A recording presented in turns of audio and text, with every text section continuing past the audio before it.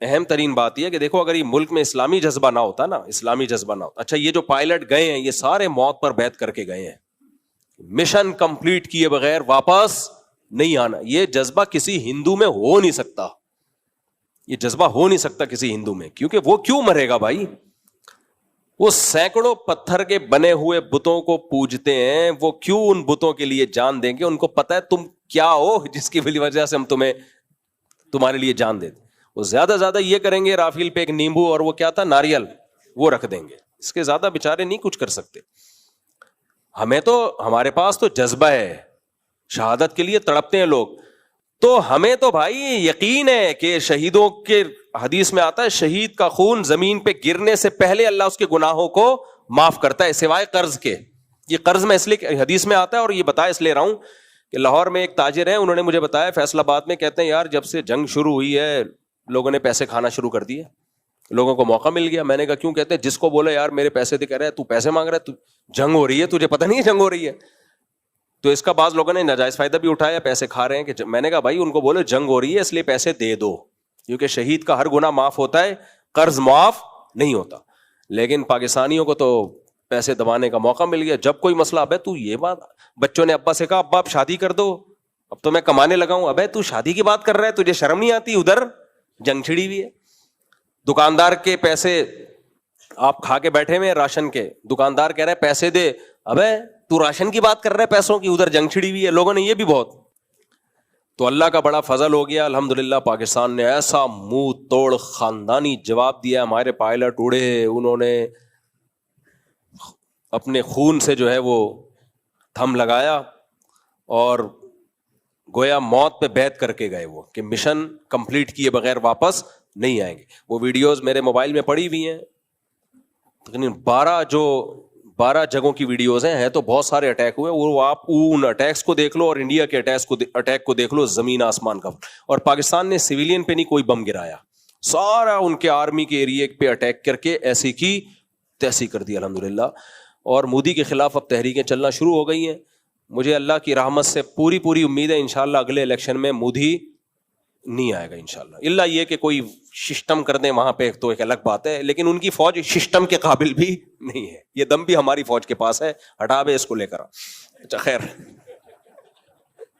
تو یہ فتح ہے الحمدللہ، اس پہ سب کو بہت بہت مبارک، اور ہماری طرف سے پیغام ہے، پوری قوم اس پہ خوش ہے۔ اور آخر میں یہ بات دوبارہ ریپیٹ کروں گا، بھائی ہمارے انڈیا کے مسلمانوں سے یا ہندوؤں سے کوئی پڈا نہیں ہے، پہلے بھی نہیں تھا اب بھی نہیں ہے، ہمارے آدھے سے زیادہ رشتہ دار انڈیا میں رہتے ہیں، تو یہ خاص گورنمنٹ ہے، یہ ہٹے گی، کوئی ایسی گورنمنٹ آئے جو پاکستان سے دوستی کا ہاتھ بڑھائے تو ہم دوستی کے لیے تیار ہیں۔ دونوں ملک کو چاہیے تمیز سے زندگی گزارو، تجارت کو فروغ دو، ٹورزم کو فروغ دو، دونوں ملک وہ لوگ آئیں گھومیں پھریں، سوات مردان دیکھیں، یہاں کے پٹھان دیکھیں تو انڈیا کو اندازہ ہو کہ پٹھان کی ڈیفینیشن کیا ہے، صحیح ہے، ان کو پتہ چلے کہ پٹھان کیا ہوتا ہے۔ یہاں آئیں بلوچوں سے ملیں، مہاجروں سے ملیں، مہاجروں سے ملیں گے تو ان کو وہی زبان نظر آئے گی، ٹھیک ہے نا، بلوچوں سے ملیں گے مہمان نوازی نظر آئے گی، سندھیوں سے ملیں، پنجابیوں سے ملیں، پنجابیوں سے ملیں تو مستائی ہوئی قوم نظر آئے گی۔ ہر وقت جگت بازیاں، پنجاب میں، لاہور میں، فیصل آباد میں اتنی جگت بازیاں ہوتی ہیں، کبھی سیدھا جواب دیتے ہی نہیں ہیں۔ کسی نے کہا کہ یار یہ ڈرون صحیح جو انڈیا نے جن علاقوں کو ہدف بنائے تھے نا ڈرون، وہاں گر ہی نہیں سکتے کیونکہ یہ سارے ڈرون پنجاب سے اوپر سے ہو کر آ رہے ہیں، اور لاہوری کبھی کسی کو سیدھا راستہ بتاتے نہیں ہیں،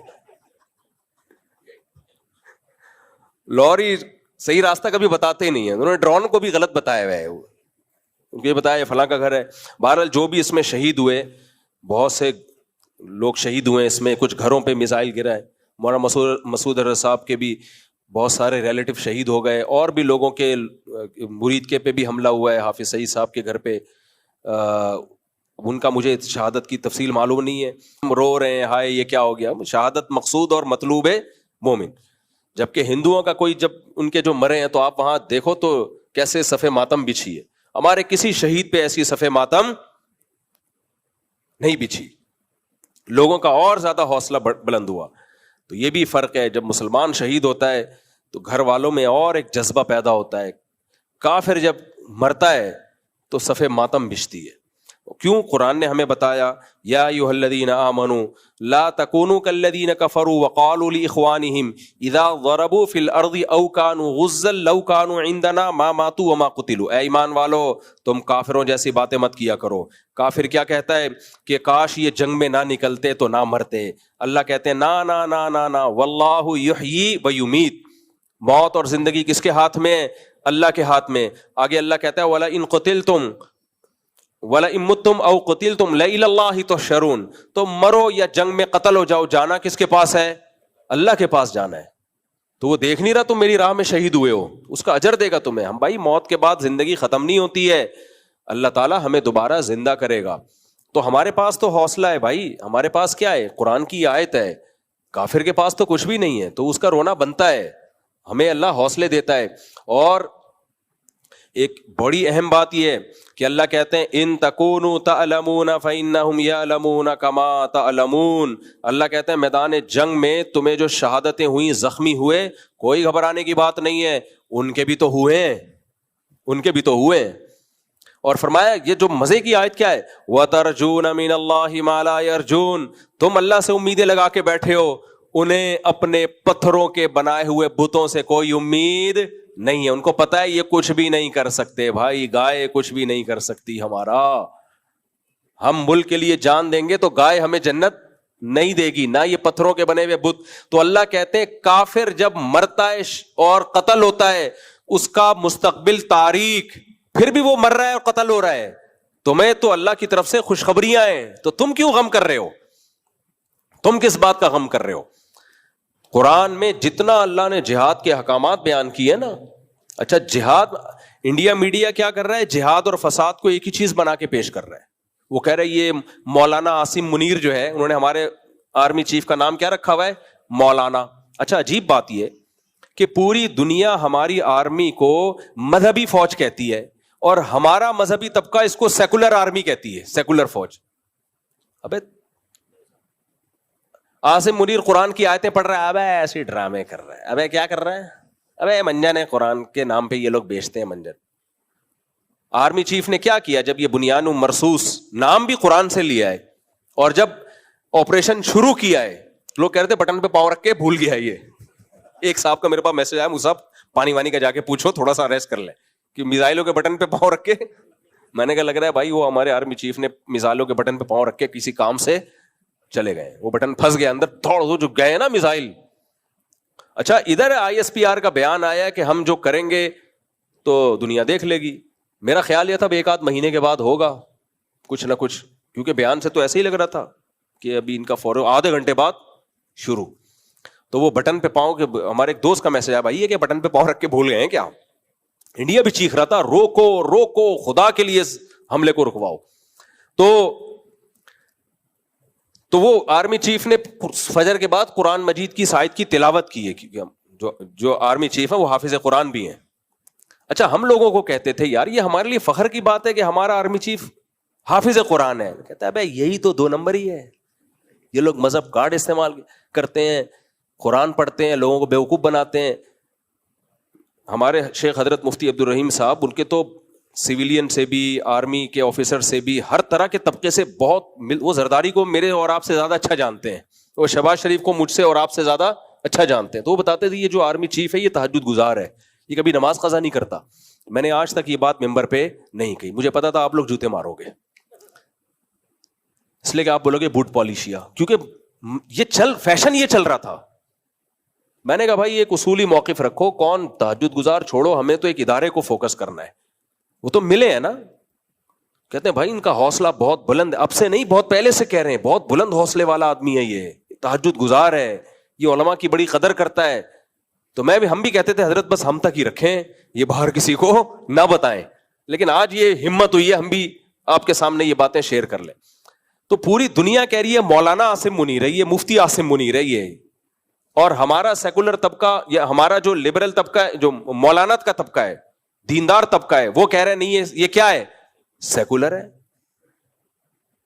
سیکولر لوگ کہہ رہے ہیں یہ مذہبی ہے، اور مذہبی لوگ کہہ رہے ہیں یہ مذہبی نہیں ہے۔ یہ نیگیٹیوٹی پھیلائی گئی ہے، یہ دماغ بنایا گیا ہے، یہ ذہن خراب کیا گیا ہے، ایک پروپیگنڈا کیا گیا ہے ملک کو برباد کرنے کے لیے۔ تو اس نے صبح فجر کے بعد یہ آیت تلاوت کی ہے کہ ان اللہ یحب الذین یقاتلون فی سبیلہ صفا کأنہم بنیان مرصوص. اللہ ان لوگوں سے محبت کرتا ہے جو اس کی راہ میں لڑتے ہیں صف بستہ ہو کر, ایسے لڑتے ہیں گویا کہ وہ سیسا پلائی ہوئی دیوار ہے. اور یہ اس کو نام بھی اس لیے دیا گیا کہ پاکستان کا ارادہ تھا ایئر اٹیک کرنے کا, خاندانی قسم کا ایئر اٹیک ہوگا, تو یہ بنیان مرصوص اسی کو تو کہتے ہیں, سیسا پلائی ہوئی دیوار. انہوں نے کیا نام رکھا؟ سندور. اس پہ اتنی میمز بنی ہے کہ یار سندور تو دلہن کو لگائی جاتی ہے, اس پہ لوگ بنا رہے ہیں کہ یار سندور کے بعد, اچھا مجھے نہیں پتا تھا سندور اسے کہتے ہیں. ہمارے ایک دوست ہیں, پٹھان دوست ہیں, بڑی میمز بناتے ہیں یار وہ. اس نے مجھے بولا کہ مفتی صاحب انڈیا نے مودی نے سندور لگا دی ہے, اس کے بعد تو اب سہاگ رات رہ گئی. میں سمجھا نہیں کیا کہہ رہا ہے یہ, میں سمجھا نہیں. میں نے کہا یار میں آپ کے ہر لطیفہ میری سمجھ میں آتا ہے, یہ میری سمجھ میں نہیں آیا. کہہ رہے ہیں مفتی صاحب سندور لگا دی, اب ہم سہاگ رات منائیں گے. میں نے کہا کیا کہہ رہے ہو؟ پھر اس نے بتایا سندور دلہن کے لگائی جاتی ہے اور ایسا ہوتا. تو نام بھی تم یار کیا رکھ رہے ہو سوچ کے, تو یہ مودی ہے, یہ انڈیا نہیں ہے, یہ کیا ہے؟ کوئی اچھی حکومت آئے تو سیٹ ہو جائے گا معاملہ. تو پاگل ہو گیا, یہ دماغ خراب ہو گیا, اس کا چڑھیا گیا ہے. اتنا اللہ نے ذلیل کر دیا نا اس آدمی کو.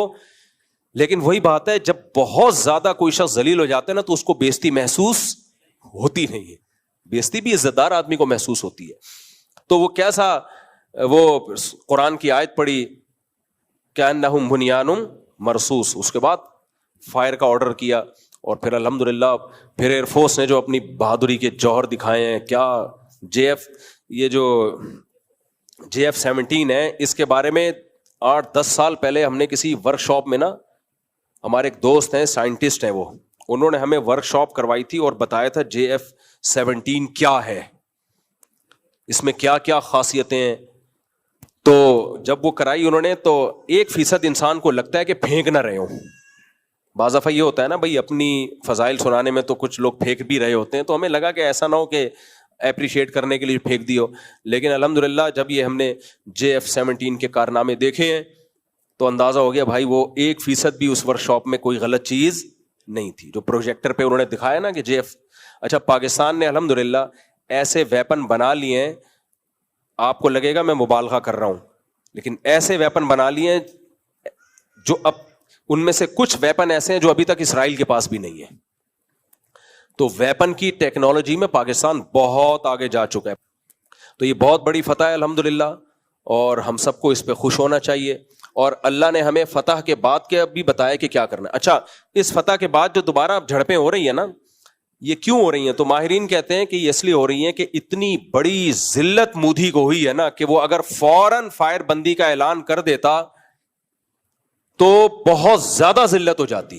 اس نے اپنی جھیپ مٹانے کے لیے نا, جھیپ مٹانے کے لیے تھوڑا سا جنگ کو باقی رکھا ہے. تو یہ کیونکہ ان کی فوج میں 2 دھڑے بن گئے ہیں, فوج کو تو بہت زیادہ ذلیل کر دیا نا مودی نے, تو فوجیوں میں ان کے 2 دھڑے بن گئے کہ یار تو نے ہمارے ساتھ کیا ہے, ہماری 2 ٹکے کی تو نے چھوڑی نہیں ہے. 2 ٹکے کی دنیا بھر میں ذلیل ہوئی ہے انڈین آرمی, صرف پاکستان میں نہیں ہوئی ہے, پوری دنیا میں. اور وہ جو رافیل کی تو فرانس کی ذلت ہوئی ہے نا, فرانس کہہ رہا ہے یہ پائلٹوں کا قصور ہے, ہمارے طیارے کا قصور نہیں ہے. اصل میں تو ایسا ہی ہے. اصل میں قصور کس کا ہے بھائی؟ آپ کتنا ہی اچھا اسلحہ ہو, آپ اناڑی کے ہاتھ میں پکڑا دو گے تو کیا کرے گا وہ بندوق, تو گولی تو پھنسے گی نا اس میں. لیکن ظاہر ہے پوری دنیا میں رافیل طیارے کی شیر گر گئے ہیں, کباڑ خانہ بنا دیا اس کو, کباڑ میں بھی شاید کوئی لینے کے لیے تیار نہ ہو اس کو. تو اب اتنی بڑی ذلت ہے تو وہ ذلت جھیپ مٹانے کے لیے اپنی فوجیوں کو کچھ حوصلہ دے گا, تھوڑی بہت جھڑپیں کرو. لیکن اس میں بھی منہ کی کھانی پڑی ہے. کشمیر کی بہت ساری پوسٹوں پر الحمدللہ پاکستان آرمی کا قبضہ ہو گیا ہے اور اس پہ پاکستانی جھنڈے لہرا دیے. اندر گھس گئے ہم لوگ, ابھی وہ نہیں گھسے ہیں, ابھی ہم اندر الحمدللہ گھس چکے ہیں, ٹھیک ہے نا. تو ابھی یہ جنگ اس بات کی ہو رہی ہے, تو اس پہ خوش ہونا چاہیے. اب اللہ اس کے رسول صلی اللہ علیہ وسلم کی تعلیمات کیا ہیں؟ جب بھی تمہیں فتح ہو تو سب سے پہلے کس کا شکر ادا کرو؟ اللہ کا شکر ادا کرو. اللہ ہمارے ساتھ نہ ہوتا تو صرف جذبے اور حوصلوں سے کچھ بھی نہیں ہوتا.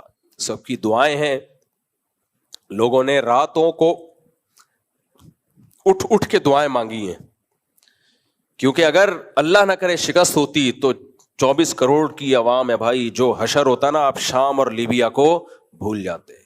یہ ہندو ہے, اس کے بارے میں مشہور ہے, سب ہندوؤں کی بات نہیں کر رہا, جو متشدد ہندو ہیں, کہ بدترین حکمران اور بہترین غلام. سمجھ رہے ہیں نا, بدترین حکمران اور بہترین غلام. کہ اس طرح کے متشدد لوگ جب حکومت میں آتے ہیں تو بدترین حاکم ہوتے ہیں پھر وہ, تو آپ باقی دنیا کو بھول چکے ہوتے. تو یہ اللہ نے ہمیں فتح عطا فرمائی ہے, اس پہ پوری قوم کے دل خوش ہیں. فوج کو بہت زیادہ حوصلہ دینا چاہیے, ہمیں اپریشیٹ کرنا چاہیے. اور میں بار بار کہتا ہوں بھائی اپنے بچوں کو فوج میں بھیجو, کیونکہ ملک چلتا کس سے ہے؟ سسٹم سے ہی چلتا ہے. ہمارے یہاں سسٹم سے نہیں چلتا. تو اچھے لوگ فوج میں جائیں گے. تو ہمارے ایک دوست ہیں بریگیڈیئر ہیں آرمی میں, ان کو میں نے کل فون کیا, میں نے کہا یہ اتنی دیر سے حملہ کیوں کیا؟ انہوں نے کہا بھائی ہم حملے کا پروگرام تھا پہلے سے, لیکن ہم بین الاقوامی دنیا کو دکھا رہے تھے, کیونکہ ہم نے پہلے حملہ کر دیتے نا تو مودی پوری دنیا کو رونا پیٹنا شروع کر دیتا. یہ روتا بھی ہے کر کے نا, بیوہ عورتیں نہیں جیسے کرتی ہیں ایسے کرتا, یہ بہت روتا پیٹتا دنیا کو, مجھے مار دیا. تو پاکستان نے پہلے ہونے دیا کہ تاکہ پوری دنیا کو میسج چلا جائے کہ پہل ہم نے نہیں کیے, دفاع میں ہمارا اور دنیا بھی کب انوالو ہوئی ہے؟ پاکستان بہت پہلے سے امریکہ سے کہہ رہا ہے کہ آپ پڑھو بھائی, سلو کرواؤ. جوں نہیں رینگری, جب کوٹا ہے نا طبیعت سے, پھر امریکہ بھی آیا. یہ کیا ہو رہا ہے؟ What's going on? اچھے بچے ایسے نہیں کرتے. اس سے پتا چلتا ہے یہ دنیا ڈنڈے کی مانتی ہے. یہ دنیا کس کی مانتی ہے؟ یہ دنیا ڈنڈے کی زبان سمجھتی ہے بھائی. تو اور دیکھو ہم غریب ہیں, قرضوں میں ڈوبے ہوئے ہیں. آخری بات کر کے بس یہ ٹاپک ختم کرتا ہوں میں. ہم قرضوں میں ڈوبے ہوئے لوگ ہیں, ہمیں تانا دیا جاتا ہے IMF سے قرضہ لیتے ہو, تمہارا تو بچہ قرضوں سے میں ڈوبا ہوا ہے. بچے زیادہ پیدا کر لو, قرضہ کم ہو جائے گا. ایک پیکج یہ بھی ہے میرے پاس, ایک بچے پر اگر 1 لاکھ روپے آ رہے ہیں تو 10 بچے پیدا کر لو, وہ 1 لاکھ ڈیوائڈ ہو جائیں گے. ہر بچے کو کیا 10-10 روپے جا کے ڈبے میں ڈال دے, قرضہ ادا ہو جائے گا. ایک پیکج یہ بھی ہے میرے پاس. خیر, تو قرضوں میں ڈوبے ہوئے ہیں, غریب ہو فلانا ہو, ہمیں اگر ہم پاورفل ہے نا تو ہمیں اس غربت پہ کوئی شرمندگی نہیں ہے. کیونکہ آپ ان اسلامی ممالک کو جا کے دیکھو, ملیشیا کو دیکھ لو, اور بھی میں ایک ملک کا نام نہیں لوں گا بلا وجہ, ہم کیوں کسی کی مخالفت کریں. یہ وہ لوگ ہیں جو سمجھوتے کر چکے ہیں, سمجھ رہے ہو, جو غیرت پر سودے کر چکے ہیں, تبھی یہ اتنا اکنامکلی اوپر پہنچ گئے. ان کے پاس کوئی مضبوط فوج نہیں ہے, یہ ایٹمی پروگرام سے دستبردار ہو چکے ہیں. تو آج ہم بھی اگر ایٹمی پروگرام سے دستبردار ہو جائیں, آرمی کو ہم ختم کر دیں, اور ہم کہیں ہمارا ڈیفنس کس کے ہاتھ میں ہے؟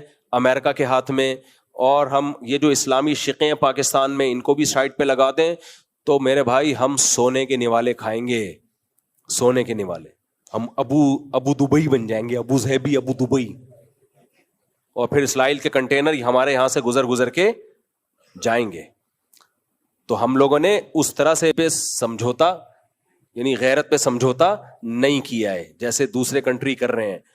تو جس کا نتیجہ ہے پھر آپ جب مسلمان بن کے زندگی گزارو گے تو پریشانیاں آئیں گی. تو ہماری غربت کچھ ہمارے حکمرانوں کی پیدا کردہ ہے, لیکن کچھ بین الاقوامی سازشوں کا حصہ ہے, ورنہ ہم اتنے غریب تھے نہیں. ہم نے جرمنی کو قرضہ دیا 1957-50 کے قریب.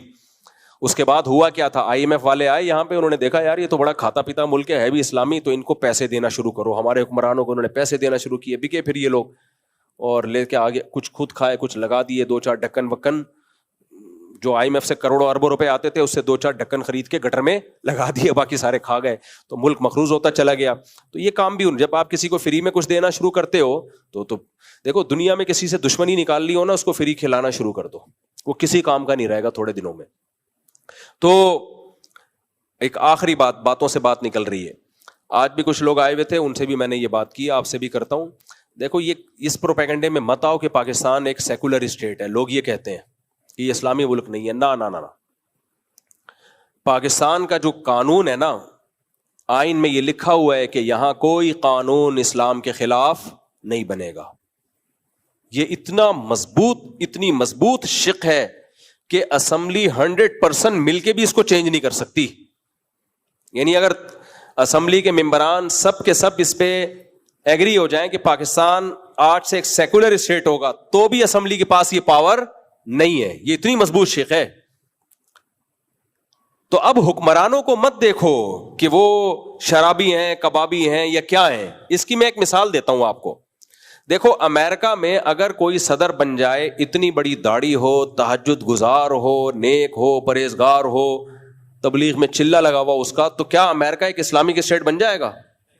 نہیں بنے گا. کیونکہ لا کیا ہے بھئی، یہ سیکولر اسٹیٹ ہے.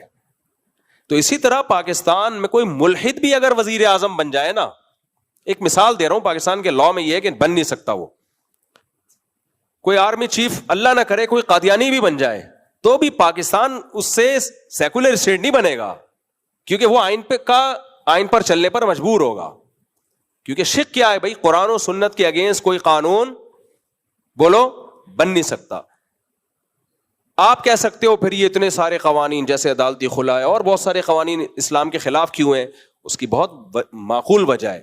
معقول وجہ یہ ہے کہ جو بھی اسلام کے خلاف قوانین ہیں ان کو وفاقی شرعی عدالت میں چیلنج کیا جا سکتا ہے اور ان کو اسلام کے مطابق لایا جا سکتا ہے. تو اگر عوامی طاقت ہو اور اس طرح سے عوام غیر شرعی قوانین پر آواز اٹھائے، ہماری سیاسی جماعتیں آواز اٹھائیں، تو وہ سارے قوانین چینج ہو سکتے ہیں. لیکن ہم یہ کام کرتے نہیں ہیں. ہم کنٹینر رکھ کے روڈ بلاک کر کے یہ اڑا دو، یوں کر دو، فلانے کو اڑا دو، فلانے کو پھاڑ دو، اور یہ یوں ہو رہا ہے، یہاں پہ یہ ہو رہا ہے، یہ سب کچھ ہم کر رہے ہیں. جو پراپر وے میں کام ہے، تمیز سے جو کام ہو سکتا ہے وہ کر نہیں رہے ہم. تو یہ چانس بھی ہم نے خود مس کیا ہوا ہے. اس میں کوئی نہ یہ کرنے میں نہ فوج رکاوٹ ہے نہ زرداری رکاوٹ ہے. میں نہیں کہہ رہا زرداری کوئی بہت نیک آدمی ہے، میں ایک مثال دے رہا ہوں کہ زرداری جیسا آدمی بھی اس میں رکاوٹ نہیں ہے، جو حالانکہ بالکل ایک سیکولر لبرل سمجھا جاتا ہے. یہ آپ کے پاس، میرے اور آپ کے پاس آپشن ہے، لیکن ہم یہ آپشن یوز کر نہیں رہے ہیں. اب وفاقی شرعی عدالت کے ریٹائر جج آئے تھے چند سال پہلے ملنے کے لیے، چائے شائے چل رہی ہے، گپ شپ ہو رہی ہے. میں نے پھر ان سے مسئلہ اٹھایا، میں نے کہا یہ قانون غیر شرعی ہے، عدالتی خلا کی بات کی. انہوں نے کہا غیر شرعی ہے تو چینج ہو سکتا ہے. اسلامی نظریاتی کونسل وہ قرارداد پیش کرے، ادھر سے آپ کیس کریں، پبلک ساتھ دے، علماء ساتھ دیں اور چینج ہو جائے گا یہ. لیکن اسلامی نظریاتی کونسل کو 100 دفعہ ہم بتا چکے ہیں ایک بات، وہ ٹس سے مس ہونے کے لیے تیاری نہیں ہے. سمجھ رہے ہیں کہ نہیں سمجھ رہے؟ ان کو سمجھاؤ، سمجھ میں ہی نہیں آ رہا ان کے. پھر آپ کو پتا ہے جب عدالتوں پہ دباؤ ہوتا ہے نا تو کام جلدی ہوتا ہے. عدالتوں کو پتا ہے بھائی یہ مسئلہ فوراً حل کرنا ہے، ورنہ اس کو سیریس ہی نہیں لے رہی ہوتی. وہ سیاسی تنظیموں سے آپ بات کرو بھائی اس مسئلے کو اٹھاؤ تو کوئی اٹھنے کے لیے تیار ہوتا ہی نہیں ہے. سیاسی تنظیموں کو اس سے واسطہ ہوتا ہے ہمیں ووٹ کس بات پہ ملے گا بس. اگر ان کو اسلام کے کسی آرڈر کو پروموٹ کرنے پر ووٹ مل رہا ہوتا ہے تو اسلام زندہ باد، اگر اس پہ نہیں مل رہا ہوتا تو ان کو اسلام سے کوئی غرض ہوتی نہیں ہے. تو یہ ہمارے پاس ایک بہت بہترین آپشن تھا، اب بھی ہے، ہم نے بہت ٹائم ضائع کر دیا ہے. تو اس لیے جامعۃ الرشید کی ایک پالیسی ہے. جامعۃ الرشید کی پالیسی یہ ہے کہ بھائی ملک 4 اداروں سے چلتا ہے، ایک عدلیہ سے، ججز سے. ملک کو چلانے والی 4 طاقتیں ہوتی ہیں، ججز ہوتے ہیں، فوج ہوتی ہے، بیوروکریٹس ہوتے ہیں اور سیاستدان ہوتے ہیں. سیاست میں ہم جا نہیں سکتے، اس کا پڑھائی لکھائی سے کوئی تعلق ہے نہیں، وہ تو عوام جس کو بنائے وہ آ جائے گا. اور لیکن یہ سیاستدانوں کو بھی 3 طاقتیں چلا رہی ہوتی ہیں. بیوروکریٹس چلا رہے ہوتے ہیں جو اکثر CSS کر کے آتے ہیں، اور دوسرا عدالتیں چلا رہی ہوتی ہیں، اور تیسرا فوج. تو بھائی تعلیمی ادارے بناؤ، کیونکہ ان اداروں میں جو لوگ جا رہے ہیں وہ سیکولر اور لبرل اسکولوں کے پڑھے، بیکن ہاؤس، سٹی اسکول. ان سے آپ کیا یہ توقع رکھتے ہو کہ یہاں سے تہجد گزار نکلیں گے؟ ایسا تو بہت ہوا ہے تہجد گزار ان اداروں میں گئے. اور آج کسی نے کوئی یونیورسٹی سے آئے اور مجھے کہا کہ آپ کا ہم یونیورسٹی میں بیان رکھوانا چاہتے ہیں. مفتی صاحب یونیورسٹی میں ایسی بے حیائی ہو رہی ہے، لڑکیاں جو ہیں وہ ادھورے کپڑے پہن کے لڑکوں کے ساتھ کھیل کود مچایا ہوا ہے، انہوں نے ٹورنامنٹ ہو رہے ہیں اور آدھے کپڑے پہنے ہوئے، یہ ایسے نا، تو آپ اس پہ بیان کریں. میں نے کہا میں اس پہ بیان نہیں کروں گا یونیورسٹی میں. کہہ رہے کیوں؟ میں نے کہا مجھے پتا ہے اس سے ختم ہی نہیں ہوگا یہ، بلکہ ہو سکتا ہے مجھے بین کر دیں ہمیشہ کے لیے. کیونکہ یونیورسٹی جس کا آپ نام لے رہے ہو وہ یونیورسٹی لبرل لوگوں نے بنائی ہے، اور ان کا بنانے کا مقصد تعلیم دوسرے نمبر پہ تھا، بغیرتی پہلے نمبر پہ. وہ ایسی ٹیم تیار کرنا چاہتے ہیں، میں جا کے ان کے چھرا گھونپنا شروع کر دوں، بولے نکل بھائی پتلی گلی سے. میں وہاں جا کے ایک اسلام کے جو ایک جو ایسے آرڈرز ہیں جو ان کے لیے قابل ہضم ہو صرف وہی بیان کروں گا. ہاں یہاں میں نے کہا ممبر پہ بیٹھ کے میں کھل کے حق بیان کر دوں گا, وہاں مجھے گھسنے دے دیا اور میں اس پر میں نے بیان کر دیا نا, میں نے کہا اگلی دفعہ میری انٹری, میری کیا تمام ہر طرح کے مولانا اور مذہبی لوگوں کی انٹری ہمیشہ کے لیے بین ہو جائے گی. میں نے کہا اس بے حیائی جو آپ سمجھ رہے ہو یونیورسٹی میں ہے, اس کا اصل کیا ہے؟ اصل یہ ہے کہ یونیورسٹی چلانے والے لوگوں پہ محنت کی جائے. جو مینجمنٹ ہے جب اس کو اندازہ ہوگا نا یہ غلط ہے, پھر وہ چینجنگ کریں گے. یہ اوپر سے تبدیلی آتی ہے اور یہ بھی نہیں ہو سکتا تو بھائی یونیورسٹی آپ بنا لو نا. کیا خیال ہے بھائی؟ جیسے جامعۃ الرشید نے غزالی یونیورسٹی بنائی, اب ماحول کس کی مرضی کا ہوگا؟ سیکولر لوگوں کی مرضی کا ہوگا یا مولاناؤں کی مرضی کا ہوگا؟ دیکھو تعلیم سب جگہ سیم ہوتی ہے. میں آپ کو اس کی ایک مثال دیتا ہوں. 2 اور 2 کتنے ہوتے ہیں؟ 4. یہ میتھ کا ایک فارمولا ہے نا. اب ہم یہ کہہ سکتے ہیں میتھ کے جو قوانین ہیں وہ اسلامی ہیں, کہہ سکتے ہیں؟ نہیں بھائی میتھ کی بیس یہاں سے شروع ہوتی ہے 1 2 3 4 5 6 7 8 9 اور 10 11 12 اور پھر ان کو پلس مائنس اور وہ بہت پیچیدہ ہوتا, پھر لوگ چارٹرڈ اکاؤنٹنٹ بن جاتے ہیں. تو وہ کسی مذہب پہ اس کی اجارہ داری نہیں ہے. وہ انگلش میں بھی وہی ہیں, اردو میں بھی وہی ہیں, فارسی میں بھی وہی ہیں, عربی میں بھی وہی ہیں. وہ نہ اسلامی ہیں اور نہ غیر اسلامی.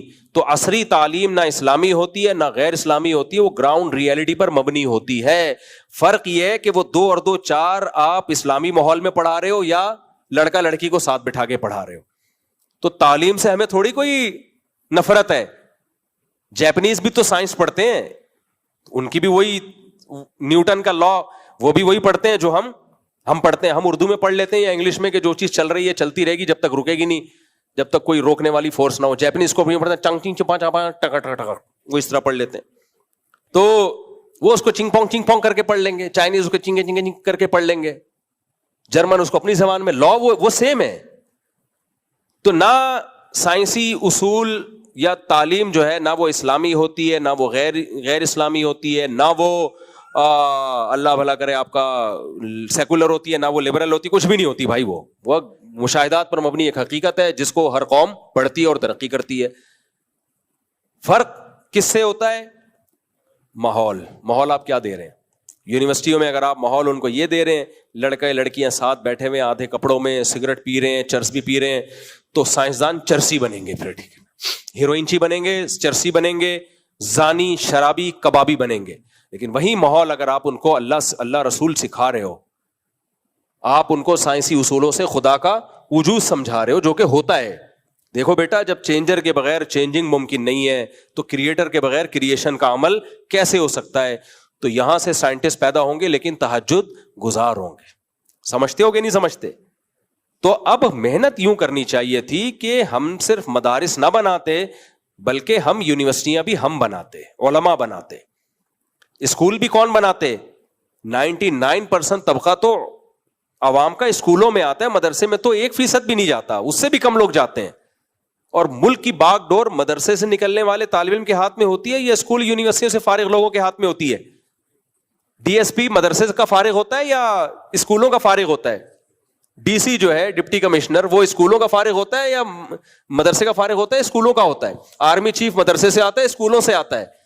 تو یہ سارا طبقہ تو اسکولوں یونیورسٹیوں سے آ رہا ہے. یہ ہم نے حوالے کر دیا, کوئی آغا خانی چلا رہا ہے, کوئی قادیانی چلا رہا ہے, کوئی بالکل ہی سیکولر چلا رہا ہے, سارے مذہب مخالف لوگ وہ یہ ادارے چلا رہے ہیں. اور ہم کہہ رہے ہیں ملک میں اسلام کیوں نہیں آ رہا؟ کہاں سے آئے گا بھائی اسلام؟ ملک چلانے والے سیکولر لبرل لوگ ہیں تو کہاں سے آئے گا؟ یہ تو پھر بھی اللہ کی قدرت ہے کہ ایسے سیکولر اداروں سے فارغ ہو کر بھی آپ کا آرمی چیف